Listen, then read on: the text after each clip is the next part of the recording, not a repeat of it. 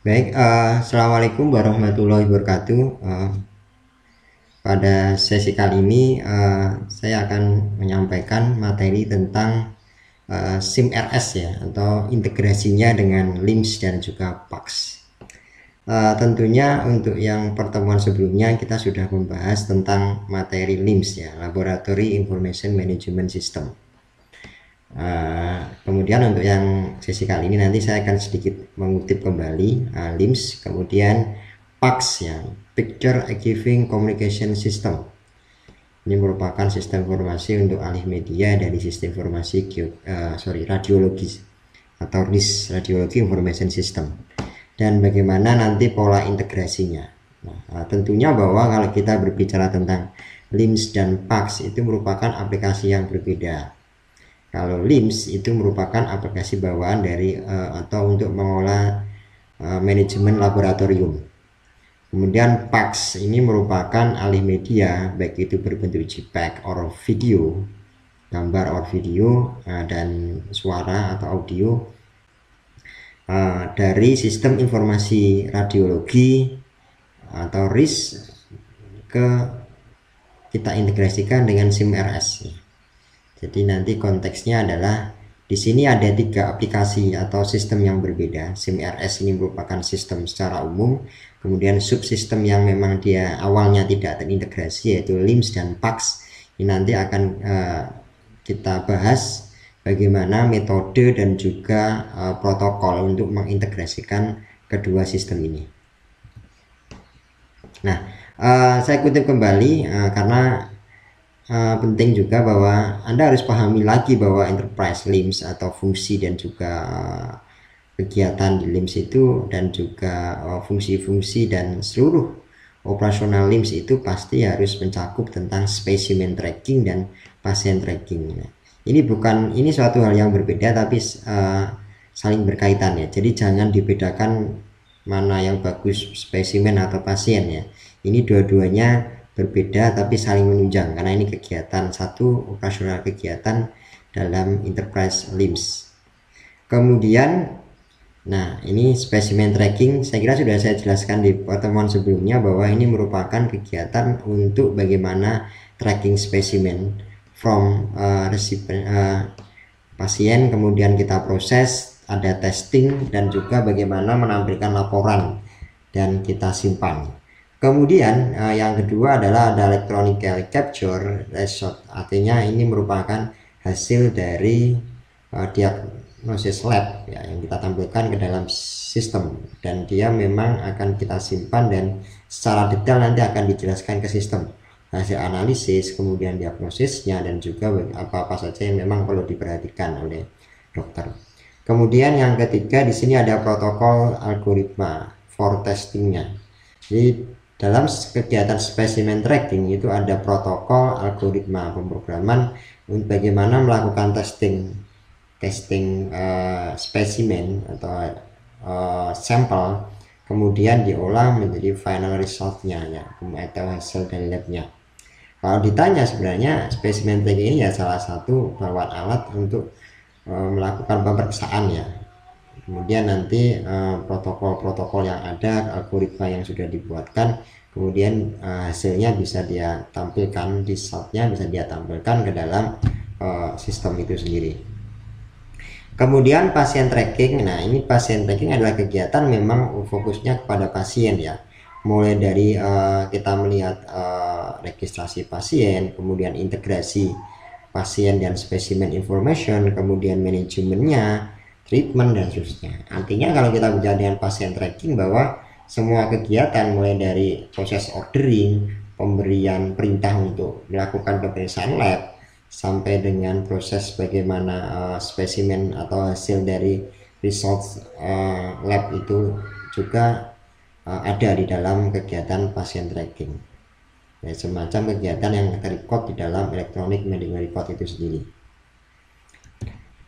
Nah, kemudian kita langsung berbicara tentang PAX ya, Picture Archiving and Communication System. Ini merupakan konsep di mana memungkinkan adanya perubahan data atau metadata tentang hasil dari pemeriksaan radiologi atau Radiology Information System (RIS) ke dalam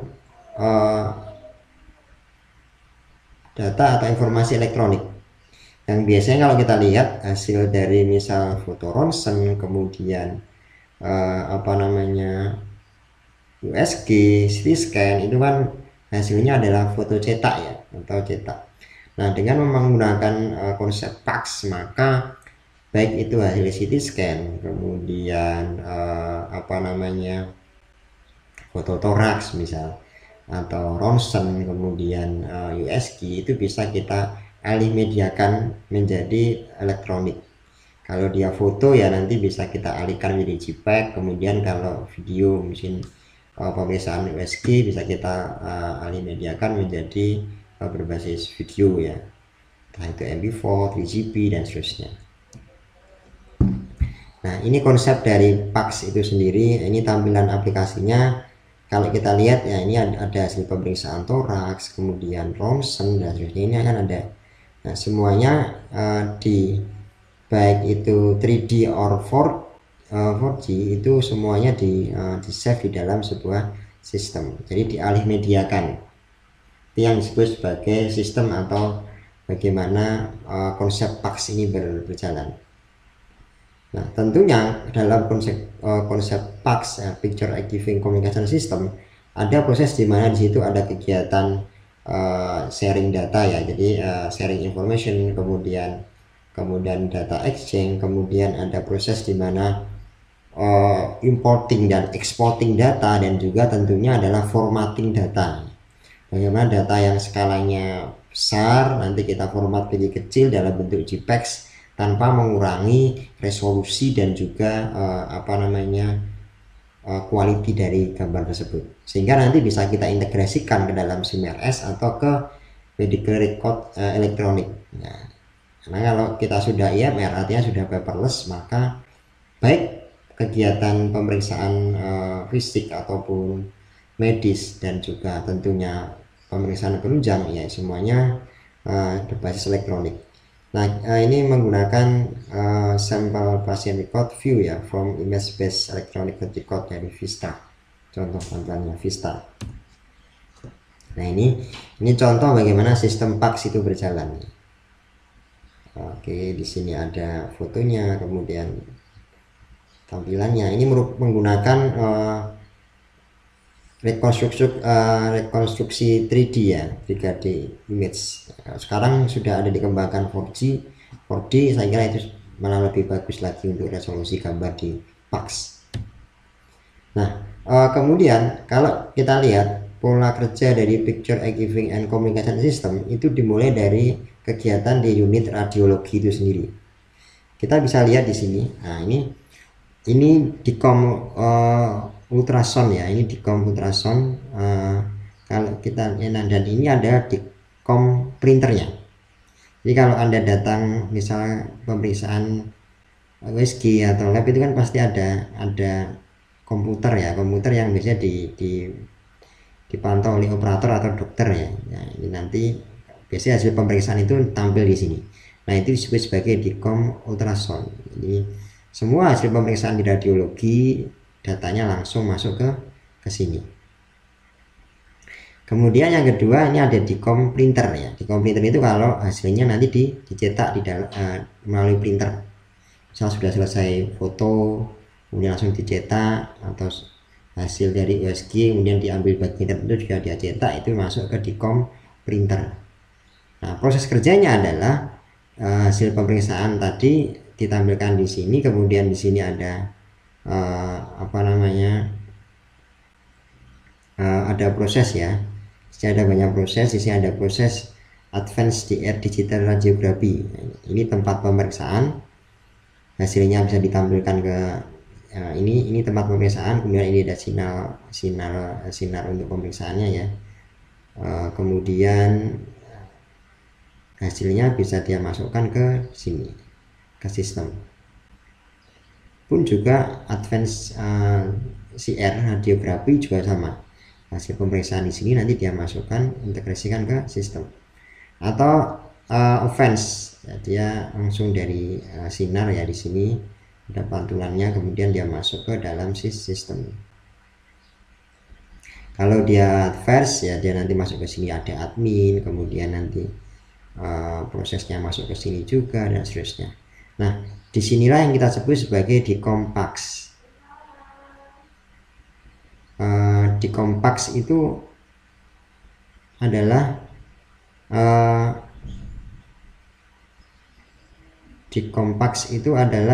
apa namanya,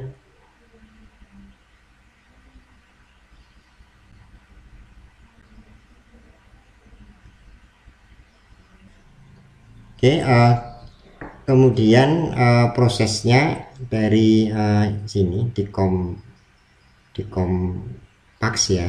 Kemudian di sini decompax itu fungsinya adalah untuk melakukan semacam formatting data ya. Jadi dari data hasil pemeriksaan kemudian bisa kita format ke dalam elektronik ya. Baru nanti kalau emang ingin di print ya di print. Nah, ini dalam proses fax ini nanti tidak kita print, tapi cukup kita lakukan formatting data dengan menggunakan teknologi decom ultrasound, dan yang memungkinkan agar filenya itu memang kapasitasnya lebih kecil ya, dengan kapasitas yang tidak mengurangi kapasitas sama sekali. Nah, di sini ada proses, ini ada remote aksesnya ya. Kemudian juga berkaitan dengan proteksi dan keamanan, dan nanti ini juga apa namanya, ada remote series dan seterusnya.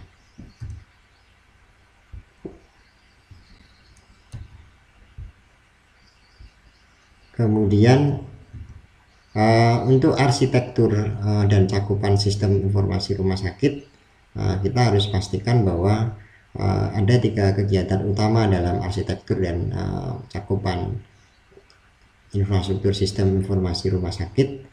Yang pertama adalah ada kegiatan di front office ya, mulai dari registrasi, admisi, kemudian dokumentasi klinis, order entry, konsultasi medis dan seterusnya.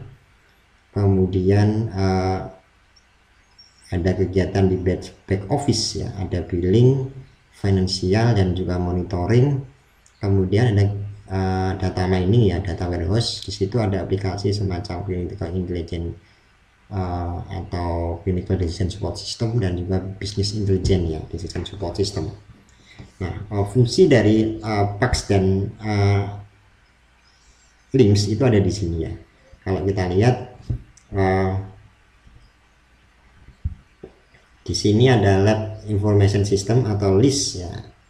Nah, ini adalah kegiatan di Laboratory Information System.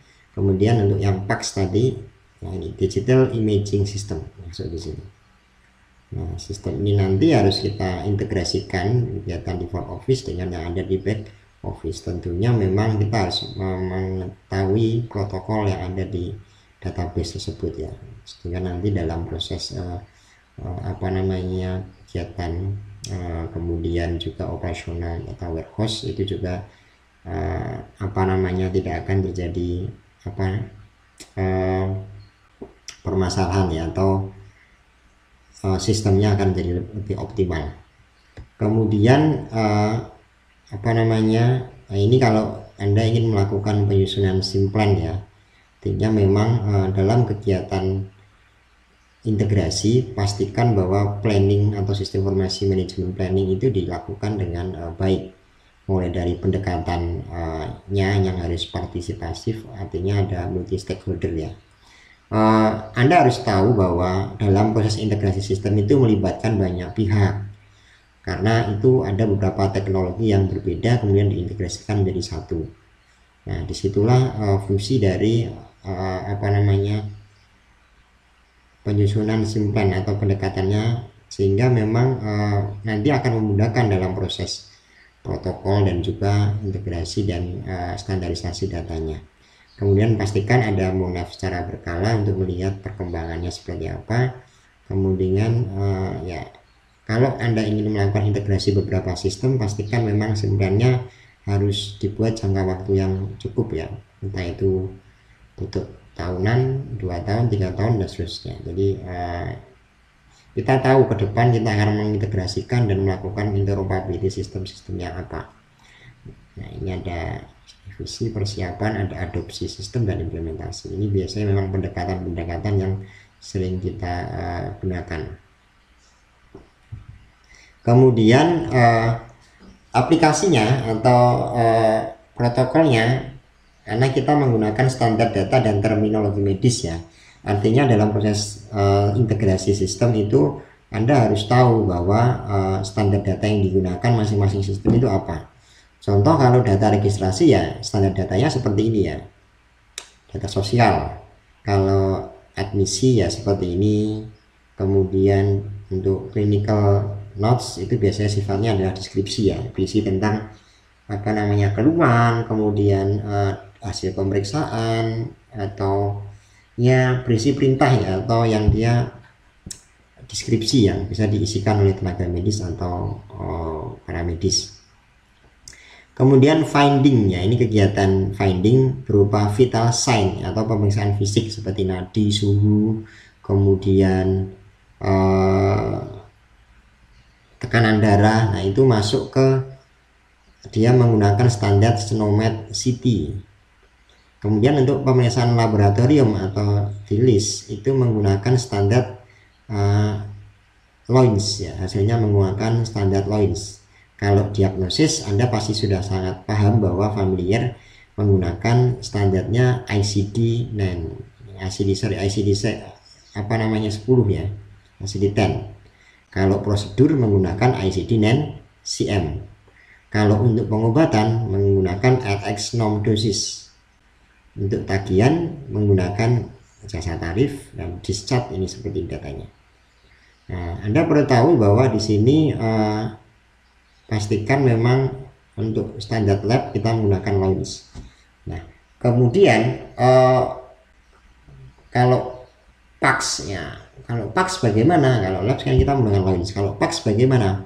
PAX kita bisa menggunakan beberapa pendekatan, contoh misalnya AL7 dan juga data-data yang berkaitan dengan database, metadata dan juga metode dalam multimedia ya, seperti imaging, gambar, kemudian audio, visual dan seterusnya. Nah, ini saya lewati saja ya, ini tentang bagaimana pelaporan RS. Kemudian, nah ini pastikan semua kegiatan nanti terintegrasi. Di sini ada rekam medis, ada pasien, ada kegiatan radiologi yang tadi kita bahas dengan PAX-nya, kemudian juga dengan kegiatan-kegiatan di lab ya, dengan Laboratory Information Management System. Kemudian yang lain ada operasi, farmasi, registrasi, billing dan sebagainya. Nah, semuanya nanti kita integrasikan ke dalam satu sistem, satu kegiatan rekam medis, dan nanti itu termasuk dalam unit atau bagian dari sistem informasi manajemen rumah sakit. Nah, kayak di sini apa yang perlu dikomunikasikan? Nah, kalau kita lihat ini kan banyak aplikasi nih. Ada aplikasi protokol protokolan data, rekam medis elektronik, sistem informasi laboratorium atau LIS, sistem informasi radiologi dengan PAX-nya, inventory farmasi, pegawai, billing system dan aset. Nah, inilah yang kita sebut sebagai aplikasi. Kemudian proses integrasinya bagaimana? Kita kenali dulu database-nya. Database mulai dari bagaimana pola penyimpanan datanya, role engine-nya. Role engine itu merupakan tata cara bagaimana operasional engine atau sistem itu berjalan. Contoh misal, sistem di lab dan radiologi itu memiliki role engine yang berbeda. Karena mereka mungkin keluaran pabriknya juga beda-beda. Ada yang contoh misal kalau PAX itu ada yang keluaran dari Korea atau Jerman ya, radiologi itu pasti berbeda dengan keluaran dari China dan seterusnya. Lab pun juga sama. Kemudian kita lihat juga bagaimana kegiatan atau proses algoritma pemrograman itu dibangun. Dan juga data mining dan data warehouse. Kemudian kita baru lihat EDS, kemudian electronic data system, kemudian DK-nya, decision-nya, kemudian operasional elektroniknya, dan SPKK, sistem mengambil keputusan klinik. Ini semuanya satu, kemudian kita masukkan ke dalam interface komputer user. Baru nanti di sini ada varian biaya, akses, klinis, kualitas, dan seterusnya. Nah, ini yang memang akan yang harus kita perhatikan terlebih dahulu.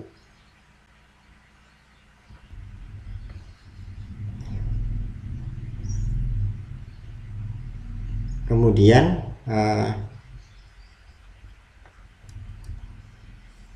ini beberapa subsistem informasi. Anda harus pastikan bahwa pahami ada sistem yang sifatnya klinis dan juga administratif. Kalau klinis ya berupa kegiatan klinis, keperawatan, lab, farmasi, radiologi, emergency, monitoring, ICU, dan entry itu termasuk klinis. Kalau administrasi ya kegiatannya misalnya ya discharge, billing, SDM, dan seterusnya, itu termasuk kegiatan administrasi, pembayaran dan seterusnya, itu administrasi.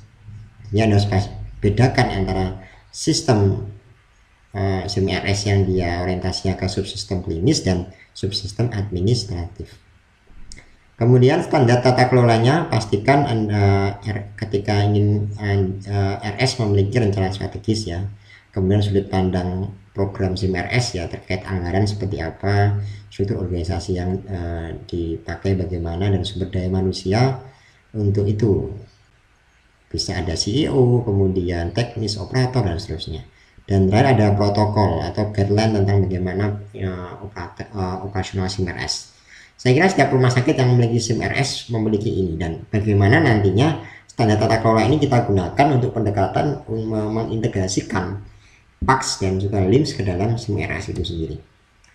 Saya kira itu pengantar untuk integrasi PAX dan juga LIMS dengan SIM-RS. Silakan nanti Anda simak dan Anda belajar. Kemudian jika ada pertanyaan Anda masukkan ke kolom komentar. Kurang lebih mohon maaf. Wassalamualaikum.